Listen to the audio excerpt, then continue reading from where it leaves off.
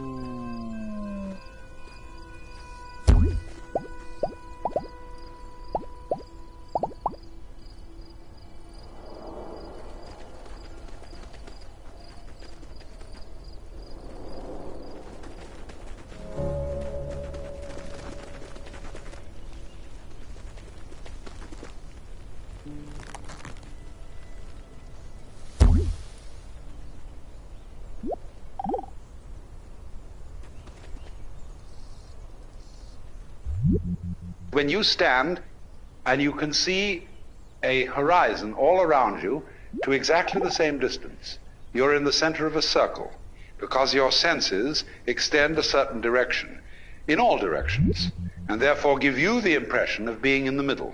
Now, everything in the world feels like that.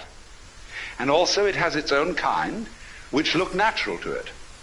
You see, spiders and hydras and sea urchins and so on don't look very natural to us. We say, well, I wouldn't want to look like that. But they say when they see us, well, what kind of an awful thing is that? And what a lot of nonsense it does. Because the definition of a person is where you look from. And they, you see, in their situation, feel just as cultured as we can possibly feel. And they have their distinctions and their snobberies, just in the same way that we do. Because you see, they dig all sorts of things that we don't even notice. We think a person is cultured because they play the piano or the violin or they read poetry or they have a big library and they have paintings all around and they have a fancy house and so on. And we say, well, there's a person of culture. And we can see at once that this is really some rather elegant human being. But when you get down into the world of fishes, they have exactly the same thing. Only, instead of depending on collecting a lot of books and things like that, it is the precise way, the very subtle wiggles of a tail, the little tremors of vibration that makes one fish a very superior fish as compared with other fish. And all the other fish look at that one and say, oh my, to be like that, what a genius. To be able to do just that little extra thing, see? Because they're very sensitive. Even airplanes in formation can't begin to do what birds and fish can do in their communal swirling dances that they do.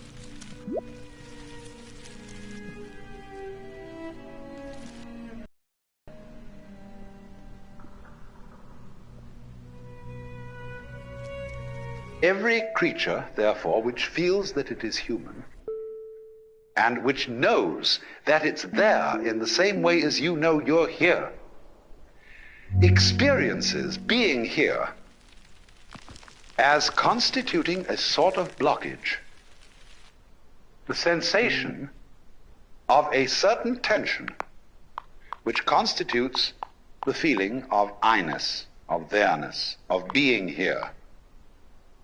Because after all, every creature is a particular form. Everything is individual. Not only you as a total organism standing here, but all the component cells of your body. Each one of them has some sort of a feeling of its own. And it is individual. You can look at a microscope at the right level of magnification, and you can see that thing there with its own little life. And if you examine the stream of your blood, you'll find it full of all kinds of organisms that are having all sorts of conspiracies and games and plots and eating each other and doing these things that like we do. Only we realize that we wouldn't be healthy as a total organism unless there were all these wars and fights and plots and politics going on between the various cells in our blood. But from their point of view, you see, they a little bit put out because they're being organized.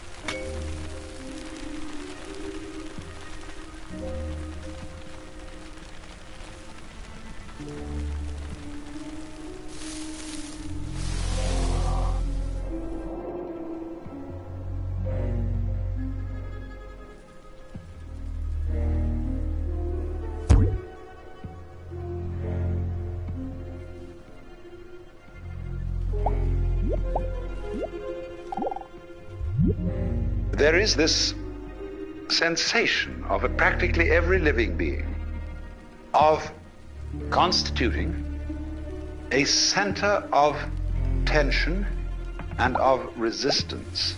That is to say, of being a little bit blocked, or shall I say, of being in the way, being in one's own way.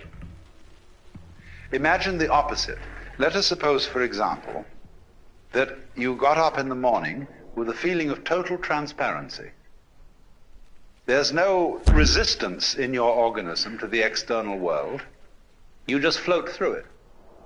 You're part of it, it's part of you. And just in the same way, for example, that when you see, if you see well, you aren't aware of your eyes. But if there's something wrong with your eyes, and you see spots in front of you, then you are looking at your eyes, and the eyes are getting in your own way. And so in exactly the same way, the perfect form of man is unaware of himself, because he doesn't get in his own way. He is thus, in this sense, completely transparent.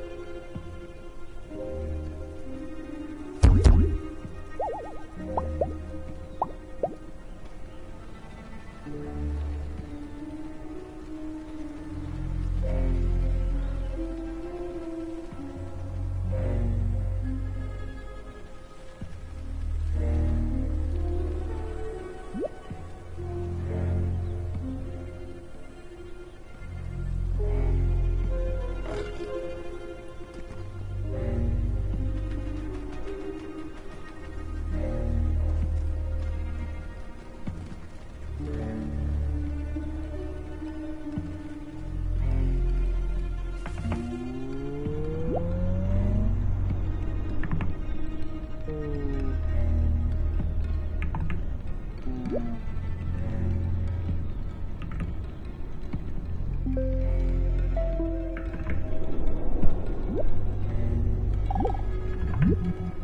you know, if you study your body and its dynamics, you will find that you are fighting all the time. Most people are, some aren't, but most people are fighting the external world all the time. Very many people are afraid that they will fall apart or somehow disintegrate if they don't make efforts to hold themselves together, or else that they will be disintegrated by some outside agency if they're not constantly on the alert like this, all around, you see, to protect themselves.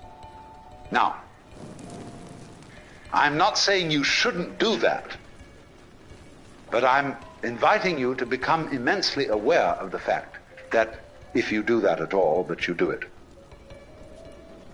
And that you have, therefore, this sense of being alone, of being a particular, separate form that is unlike any other form on earth.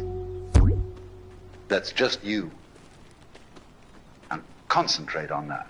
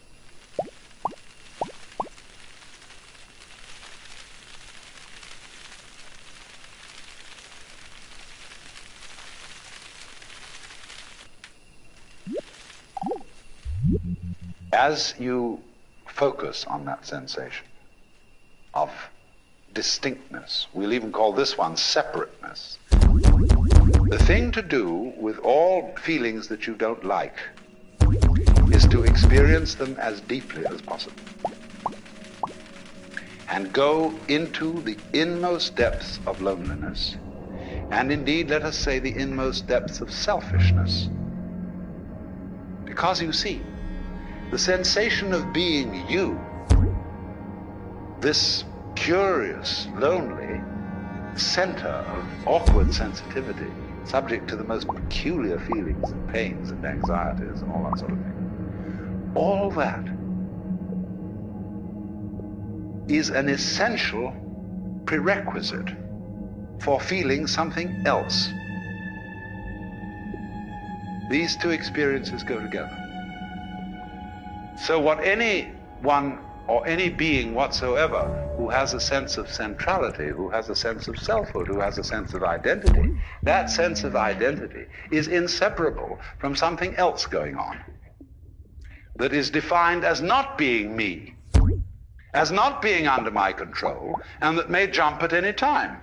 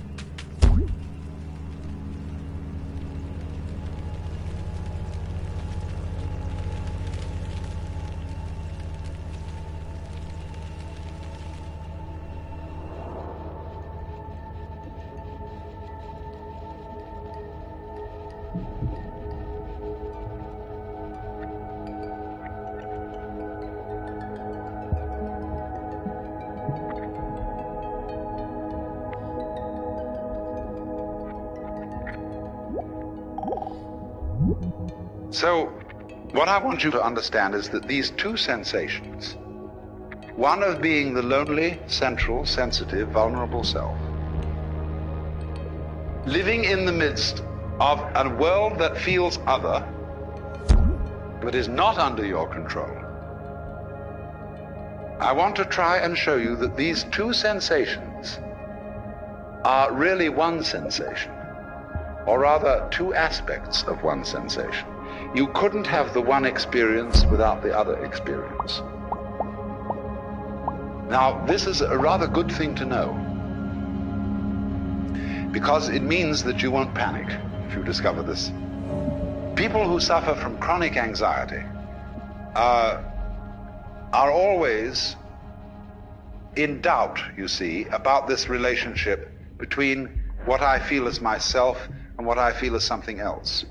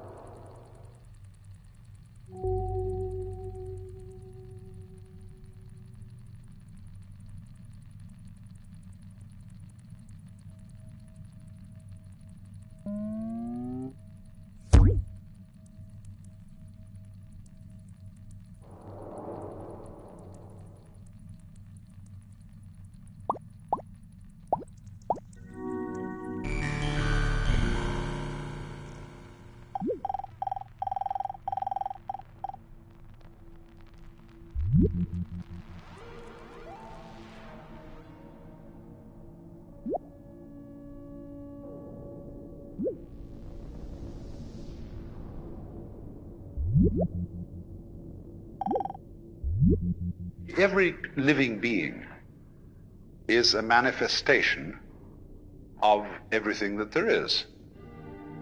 Crazy. But the thing is that what we do is to try and prevent people from realizing that this is so, by pointing out to them in the most subtle ways their limitations and seeing if we can phase them, make them uncertain, make them unsteady. It's like all sorts of games that you can play where if a person wavers, he loses. But people play that with each other all the time. And the reason they do it is not the reason they think. It is that if everybody were perfectly clear that they were a manifestation of the divine being, nothing very much would happen. But so as to keep everybody a little bit unclear about it, the whole thing bugs itself and creates these little doubts. So what we're beginning with is these little doubts, you see, these sensations of blockage, of not being very sure of yourself, but knowing very much indeed that you are yourself and that you're alone and it's all up to you. The terrible feeling of responsibility. So what I'm trying to point out to you is if you intensify that feeling and bring it to its highest pitch, you will immediately realize that you are aware of it only by virtue of the entire sensation of something else, something defined as not you. So the feeling of not you and the feeling of you are relative. They go together, and you can't have the one without the other. And if you can't have the one without the other, that means there's a secret conspiracy between the two. They are really the same, but pretending to be different. Because the whole idea is if there wasn't a difference, you wouldn't know anything was happening. There'd be just yourself echoing back at you, you see. And you'd feel like a madman in a hall of mirrors, where everything you went was just yourself, you see, in all directions, just you. Well, that's no fun.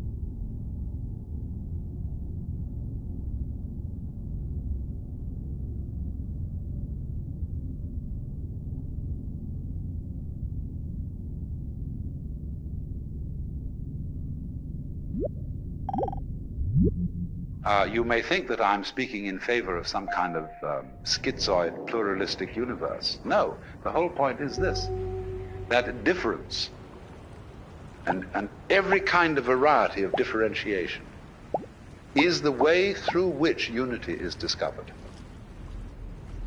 And the fact that men and women, for example, as a primordial kind of difference, never can really understand each other is tremendously exciting. Because that's a way by which something happens. If it makes a difference, then it's there. If it doesn't make a difference, it doesn't matter. And what doesn't matter doesn't exist, because it has no matter. So when you get this extreme sense of your own existence as a rather painful fact in the middle of everything else, the everything else feeling and the you feeling are two poles of one and the same process. So that the real you is what lies between these poles and includes both of them. This is one of the oldest ideas in the universe, that the universe is the interplay of difference, and the primordial difference is between up and down, back and front, black and white, is and isn't, male and female, positive and negative.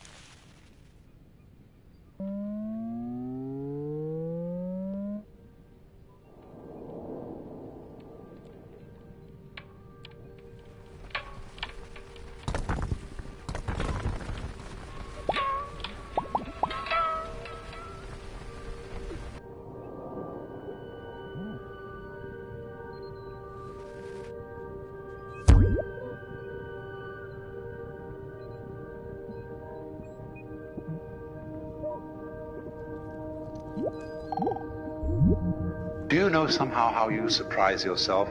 For example, when you feel your own pulse, and you suddenly feel this life going on in you, which you're not willing. You say you have the belly rumbles, and you didn't intend to have the belly rumbles, and suddenly it happened. Is this something you're doing? Or is it merely something that's happening to you, as if it was raining and the rain was happening to you? Consider breathing. Are you breathing, or is it breathing you? Well, you can feel it either way. You can decide to breathe and feel that you're breathing in just the same way that you walk when you want to. On the other hand, when you forget about breathing altogether, it still goes on. And so it seems to be something that happens to you. Which is it? What enables you to make a decision? When you decide, do you first decide to decide? Or do you just decide? Now, how do you do that? Nobody knows, you see.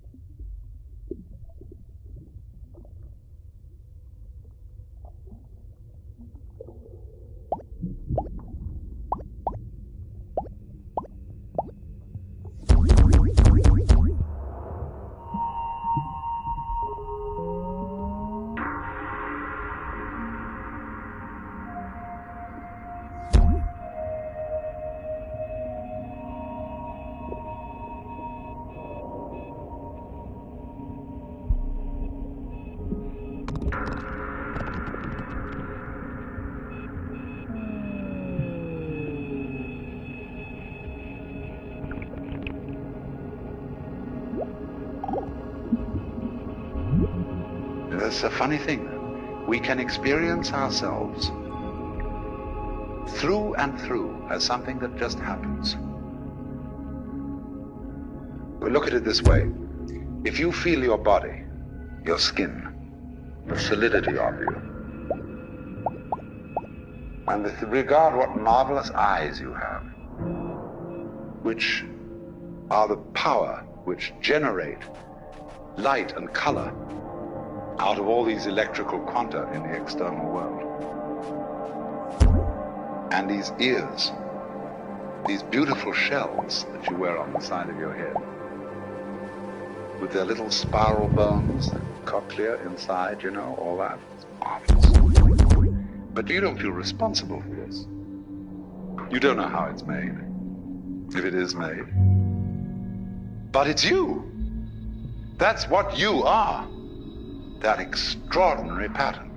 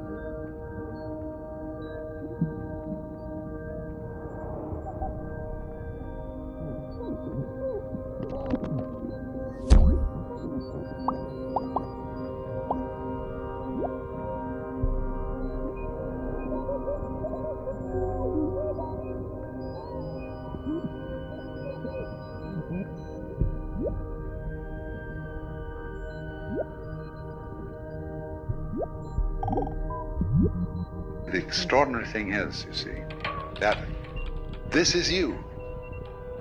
This extraordinary, marvelous arabesque of tubes and bones and cartilage, and myriads of interconnecting electronics and nervous systems and everything wonderful. But you can feel it, all of it, as if it was just happening to you. But if you want to feel it that way, then you've got to go the whole way, and you've got to feel that your decisions just happen to you. And that the thing that you call yourself, to which things happen, is just something that happens. You don't know how you manage to be an ego, how you happen to be conscious. That just happened too. So happenings happen to a happening. When you get that way, that's a very interesting road to run. But you can try the other way. You can extend it and say, now look here. If I really am my eyes, although I don't understand them, I mean, that is to say, I can't describe it in words. This is me. It's an extraordinary thing, but it is. Well, I don't understand how it happens. But then, you see, that's the whole point. If you will accept the idea that you are your own eyes, and your own heart, and your own ears with that wonderful spiral cochlea inside, and all these amazing gadgets here. You're all that. Now, therefore, by a little extension of the imagination, you can very well see that if all those subtleties inside you feel other than your conscious ego, but nevertheless are one with it, the same argument will go for all the other things going on around you. The sun shining, the stars twinkling, the wind blowing, and the great ocean restlessly pounding against these cliffs. That's you too. You don't control it, of course, because there has to be something about you don't control, or you wouldn't be you. Because to understand the principle of relativity is there's no self without other.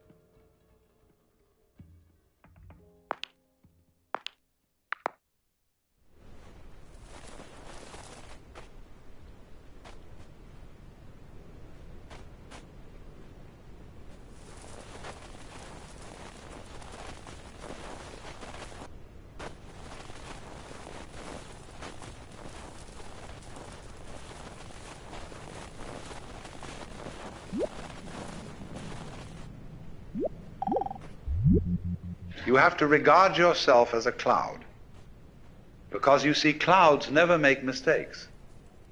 Did you ever see a cloud that was misshapen? No, they always do the right thing. Now, so as a matter of fact do we, because we are natural beings just like clouds and waves. Only we have complicated games which cause us to doubt ourselves. But if you will treat yourself for a while as a cloud or wave and realize that you can't make a mistake, whatever you do, because even if you do something that seems to be totally disastrous, it'll all come out in the wash somehow or other. Then, through this capacity, you will develop a kind of confidence, and through confidence you will be able to trust your own intuition. Only the thing that you have to be careful about, and many people fall into trouble here, is that when they take the attitude that I can't possibly make a mistake, they overdo it, which shows that they don't really believe it. So a lot of people come on, so you put on the weirdest, filthiest clothes, and you go and steal things and all kinds of things like that. That's overdoing it. That shows that you haven't learned. You're overcompensating. Because before you were told to do this, do that, and the other, and watch and be self-conscious and nervous and so on. And so you just go to the other extreme. But this is the middle way of knowing it has nothing to do with your decision to do this or not. Whether you decide that you can't make a mistake or whether you don't decide it, it's true anyway, that you are like cloud and water. And through that realization, without overcompensating in the other direction, you will come to the point where you begin to be on good terms with your own being and to be able to trust your own brain.